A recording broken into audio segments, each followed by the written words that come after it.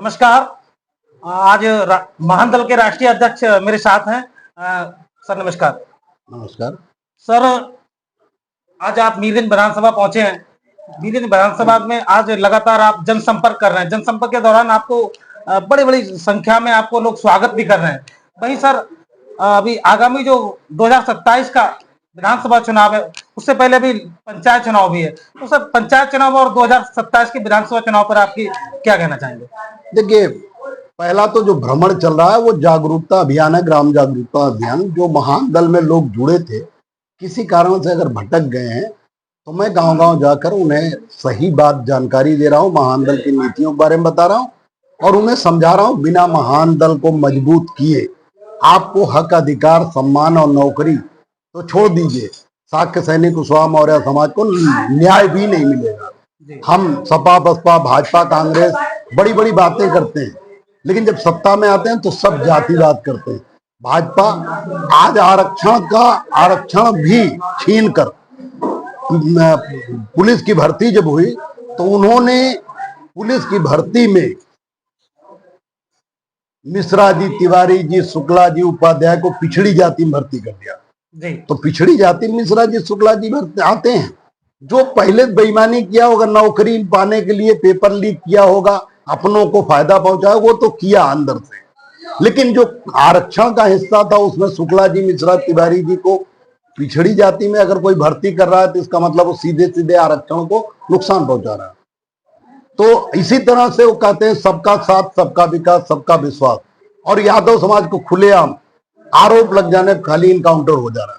और जबकि वहीं अगड़े जातियों के साथ उत्तर प्रदेश के अंदर एक अभी तीसरा मोर्चा जो बना है, मैं स्वामी प्रसाद मौर्य और भी कई छोटे उसमें दल हैं जो कि अभी तीसरे मोर्चे का ऐलान कर रहे हैं। वहीं आपकी पार्टी है जो कि एक मजबूत पार्टी मानी जाती है, बहुत लंबे समय से मौर्य कुशवाहा शाख से ही नहीं बल्कि पिछड़े समाज में एक मजबूती से काम कर रही है। और आपको कई बार लगातार देखा जाता है पिछड़ों के साथ शोषण अत्याचार होता है तो मजबूती के साथ आंदोलन हो या आवाज बुलंद करने का काम करते हैं। देखिए, तीसरा मोर्चा कुछ नहीं। इसी तरह ओवैसी जी ने, ओम प्रकाश राजभर ने, बाबू सिंह कुशवाहा ने इसी तरह के एक मोर्चा बनाया था पिछले 2022 के चुनाव में, और इन लोगों को सीट मिल गई। जब बड़ी बड़ी पार्टियों से, सपा, बसपा, भाजपा से, तो मोर्चा खत्म हो गया। पहले वो ओम प्रकाश राजभर भाग गए, फिर बाबू सिंह कुशवाहा सपा में विलय कर लिए। तो ये मोर्चा कुछ नहीं, भाजपा कांग्रेस के इशारे पर ये लोग सपा का वोट काटने के लिए मोर्चा बनाए, जिससे वो पूछ लें इन्हें सीट मिल जाए, बाकी कुछ नहीं। अगर पिछले मोर्चे में बाबू सिंह कुशवाहा को मुख्यमंत्री बनाने की बात हो रही थी, 100 वोट भी नहीं पाए किसी विधानसभा में ये लोग मोर्चे वाले। स्वामी प्रसाद मौर्य जो मोर्चा बनाए, मुख्यमंत्री की बात कर रहे हैं, उन्हें किसी भी विधानसभा में 200 वोट मिल जाएगा उनके प्रत्याशी को, तो मैं मान लूंगा वो मुख्यमंत्री हो गए। अब रही बात आगे की बात की महान दल क्या करेगा 27 में। महान दल का फोकस है, पहला तो महान दल की चाहत है कि भाजपा और कांग्रेस को सत्ता से दूर रखे, क्योंकि भाजपा और कांग्रेस दोनों आरक्षण विरोधी हैं, संविधान विरोधी हैं, पिछड़ा, दलित और अल्पसंख्यक विरोधी हैं। ये दोनों को बाहर रखने के लिए महान दल अकेले नहीं रख सकता। मैं प्रयास करूंगा कि मेरा सपा या बसपा से गठबंधन हो। अगर गठबंधन नहीं होता सर, 2022 के चुनाव में आप समाजवादी पार्टी के साथ पूरी बात, अगर गठबंधन नहीं होता तो फिर मैं देखूंगा मुझे किसी को हराने में क्या, किसको मैं हरा सकता हूं, किसको जिता सकता हूं। तो मैं अपने वोट के माध्यम से सपा, भाजपा, बसपा में से किसी को हराऊंगा, किसी को समर्थन करके जिताऊंगा। लेकिन अभी मेरा प्रयास है कि सपा या बसपा में से उत्तर प्रदेश में कोई मजबूत हो, क्योंकि जब तक सपा, बसपा, महान दल में से कोई सत्ता में नहीं आएगा उत्तर प्रदेश के, भाजपा, कांग्रेस हर जगह भ्रष्टाचार करते हैं, आरक्षण और संविधान को नुकसान पहुंचाते हैं। उनसे आप कुछ मांग नहीं सकते, उनसे आप धरना प्रदर्शन करके कुछ छीन नहीं सकते। तो उससे बेहतर है उन्हें सत्ता से हटा दो। और सब इस समय मुकाबले में समाजवादी पार्टी है। समाजवादी पार्टी थोड़ी मदद अगर मिल जाए तो भाजपा को आराम से हरा सकती है, और मैं उसके लिए तैयार हूं। 2022 में महान दल गठबंधन में था समाजवादी पार्टी के साथ। 2027 के चुनाव में अगर भाजपा से या बसपा से आपको मौका मिलता तो सर किस पार्टी के साथ गठबंधन में? देखिए, मेरी पहली चाहत यह है कि मैं इस समय, चूंकि बहुजन समाज पार्टी हुई स्थिति में नहीं है, तो भाजपा को हरा सके। लेकिन अखिलेश यादव जी और समाजवादी पार्टी ने इस समय वो काबिलियत है, तो मैं पहला प्रयास करूंगा, चूंकि मुझे भाजपा को हराना है, भाजपा को सत्ता से दूर रखने का प्रयास करना, इसलिए मैं समाजवादी पार्टी को पहली प्राथमिकता दूंगा। दूसरी प्राथमिकता भारतीय जनता पार्टी, दूसरी प्राथमिकता बहुजन समाज पार्टी के। बहुजन समाज पार्टी भी अगर हमें अपने साथ गठबंधन में रखे तो उसे पूरे पश्चिम में जहां महान दल मजबूत है उसके साथ जाटा और शाक्य सैनी कुशवाहा मौर्य और प्लस प्रत्याशी वोट मिलके वो भी लड़ाई में आ सकती है। लेकिन अकेले अगर बहन जी चाहे, अकेले महान दल चाहे, अकेले अखिलेश यादव चाहे कि हम सरकार बना लेंगे भाजपा को हरा के, तो दिन में सपना देगा। भाजपा बहुत मजबूत सपा सुप्रीमो ने अभी ऐलान किया, अपना उनका स्टेटमेंट आया है कि हम कांग्रेस के साथ गठबंधन में रहेंगे। वहीं उनका एक पुराना भी स्टेटमेंट है कि हम छोटे दलों के साथ इस बार 2027 के चुनाव में कोई गठबंधन नहीं करेंगे। तो इसको लेकर आप क्या कहना चाहते हैं? नहीं, राजनीति में कहा कुछ जाता है, किया कुछ जाता है। कांग्रेस और समाजवादी पार्टी के बीच में बड़े मतभेद हैं। दिल्ली चुनाव में इंडिया गठबंधन रहते हुए अखिलेश यादव आम आदमी पार्टी की मदद किए, कांग्रेस के साथ नहीं रहे। हरियाणा में वही हुआ, मध्य प्रदेश में वही हो चुका। तो कहने के लिए दोनों कह रहे हैं, क्योंकि देखिए मुस्लिम वोटों को एक जगह रखना है समाजवादी पार्टी को, और समाजवादी पार्टी अपनी ठीक रणनीति पे है। कांग्रेस चालबाजी करती है। कांग्रेस को अगर ज्यादा सीट नहीं मिली तो कांग्रेस चूंकि अंदर से चाहती कोई दलित पिछड़ी समाज की पार्टी सत्ता में न आए, वो भाजपा को आगे कर देगी, अंदर से भाजपा की मदद करेगी। तो कांग्रेस और अखिलेश यादव बीच में कोई अच्छा गठबंधन नहीं है। लेकिन राजनीति में चूंकि गधे को बाप कहना पड़ता है, तो अभी चुनाव दूर है, नजदीक आने के बाद देखिएगा क्या क्या पैतरे बदलते हैं। सर, महान दल सम्राट अशोक की विचारधारा और फूले अम्बेडकर विचारधारा की बात करता है। वहीं राम मंदिर की यदि बात करें, अयोध्या राम मंदिर का जब मामला कोर्ट के द्वारा आया था, तो उसी दौरान आपका एक बयान नेशनल चैनलों पर चला था कि आपने कहा था कि जो उसमें जो खुदाई के दरमियान जो सम्राट अशोक कालीन के जो बुद्ध स्तूप बहुत सारी चीजें जो निकली थी, उसमें आपने एक बयान दिया था। वहीं भारत के अंदर एक बड़ा आंदोलन चल रहा है, महाबोधि आंदोलन, उसको उस पर सर क्या स्टेटमेंट है? देखिए, बाबा साहब डॉक्टर अम्बेडकर ने कहा था सारे दलित पिछड़ों को कि ये सब कुछ छोड़कर, ये आंदोलन छोड़कर, जितना आंदोलन में ताकत लगती है उतना ही अपने मनपसंद पार्टी को सरकार में ले दो। आंदोलन की आवश्यकता नहीं पड़ेगी, संसद भवन पर कब्जा करो, वही सत्ता सारे बंद दरवाजों की चाबी है। आपको महाबोध विहार या जनता को महाबोध विहार के बारे में बिहार में कम जानकारी है। महाबोध विहार में जब वो कमेटी बनी उसमें ब्राह्मण भी रहेंगे, हिंदुओं के जितने मंदिर है उसमें केवल ब्राह्मण रहेंगे, उसमें बुद्धिस्ट और मुसलमान नहीं रहेंगे, मौलाना नहीं रहेंगे, ईसाई नहीं रहेंगे, ये नियम बना।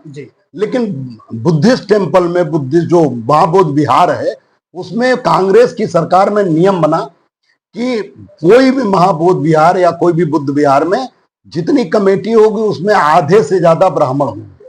ये कांग्रेस ने करवाया अपनी सरकार में, और ये आंदोलन भी कांग्रेस चलवा रही।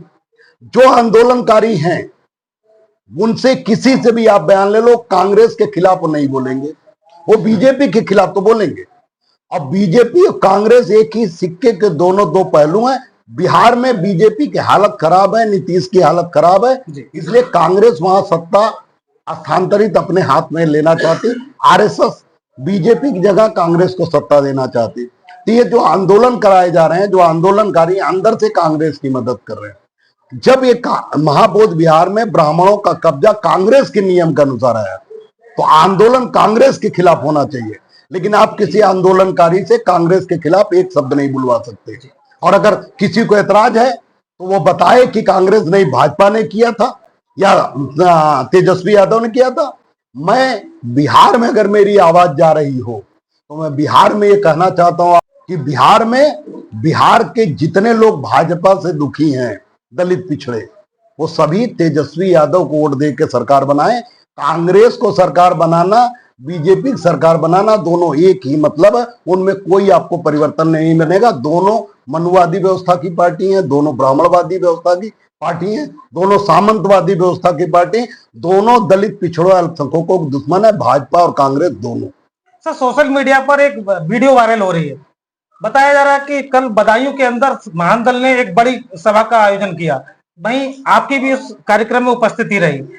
बता रहे हैं कि उसमें पुलिस प्रशासन के कुछ लोगों ने महानदल के कार्यकर्ताओं को उठा के जेल में बंद कर दिया। सर इसमें क्या आप करेंगे?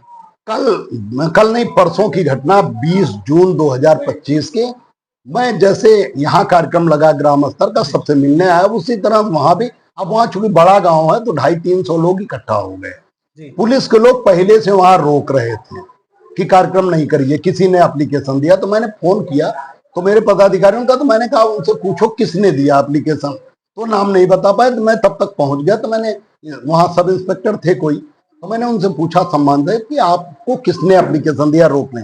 कहन हमें नहीं पता, अधिकारियों को पता। तो अधिकारियों को पूछ के मैं बता दिए, या सामने ला दीजिए जिसने रोका हो। पूरा गांव यहाँ खड़ा है, सब कह रहे हैं नहीं हम कार्यक्रम चाहते हैं, तो आप क्यों रोक रहे हैं? गांव स्तर का कार्यक्रम, गांव में न 4 फीट की गली है, बगल में तालाब है, वहां कौन से बस आ रही, ट्रक आ रही, जो व्यवधान है, वहां परमिशन की जरूरत, कोई चुनाव तो चल नहीं रहा, लेकिन वो रोकने पर आमादा थे। तो मैंने कहा मैं नहीं रुकूंगा, आप अरेस्ट कर लो। तब तक थाना अध्यक्ष आ गए, मूसा झाग, थाने के थाना अध्यक्ष। तो उनके आने के बाद उन्होंने दबाव बनाया कि रोके। मैंने कहा देखिए, रोकने के एक ही तरीका है कार्यक्रम को, मुझे अरेस्ट करके ले चलिए। तो अरेस्ट नहीं किए, मैंने कार्यक्रम किया, वो खड़े रहे, नारा लगा।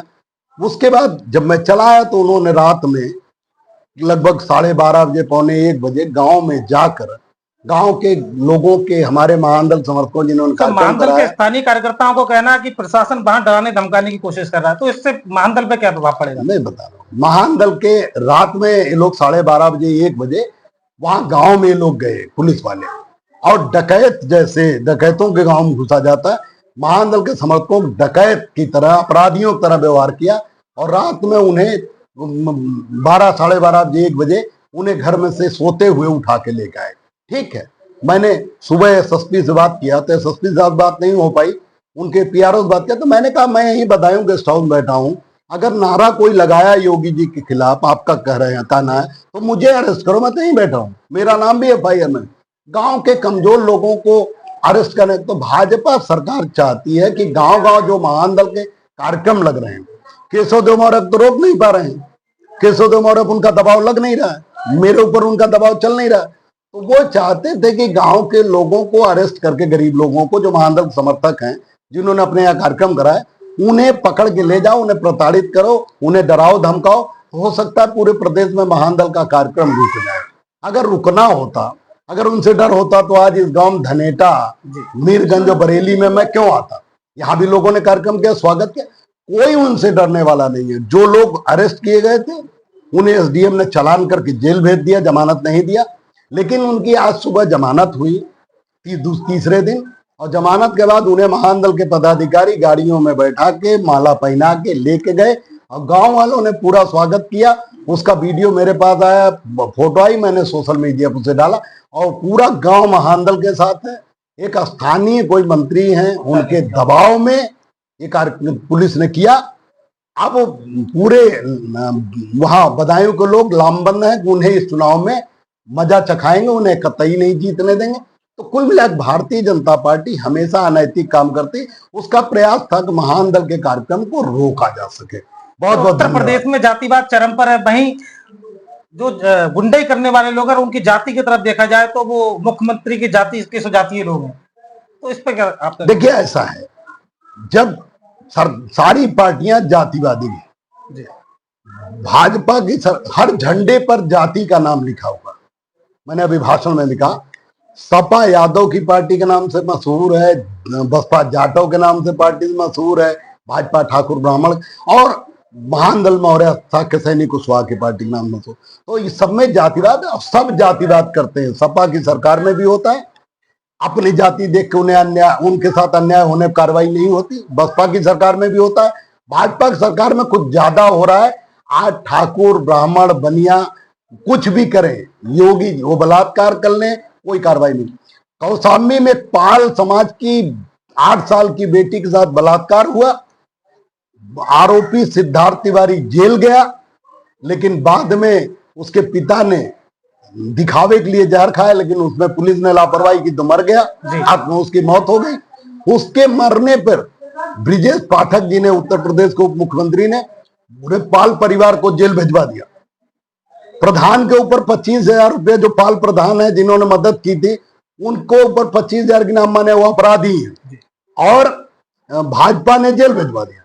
और सिद्धार्थ तिवारी को फर्जी तरीके से 164 बयान पहले हो चुके थे, दोबारा 164 का बयान हुआ और 164 बयान अंग्रेजी में सवाल पूछे गए उस बच्ची से 8 साल में, और वो नियम विरुद्ध तरीके से उसकी मां के अलावा किसी और महिला को खड़ा करके 164 बयान गलत दिखा के उसे छोड़ दिया गया सिद्धार्थ तिवारी को। माने बलात्कारी बाहर है और निर्दोष पाल समाज के लोग जेल में। इसकी महान दल परिवार निंदा करता है और भाजपा सरकार को उखाड़ फेंकने की संकल्प लेता है। भाजपा सरकार को उखाड़ फेंकना दलित पिछड़ों के लिए बहुत जरूरी, ये खुलेआम अन्याय करता है।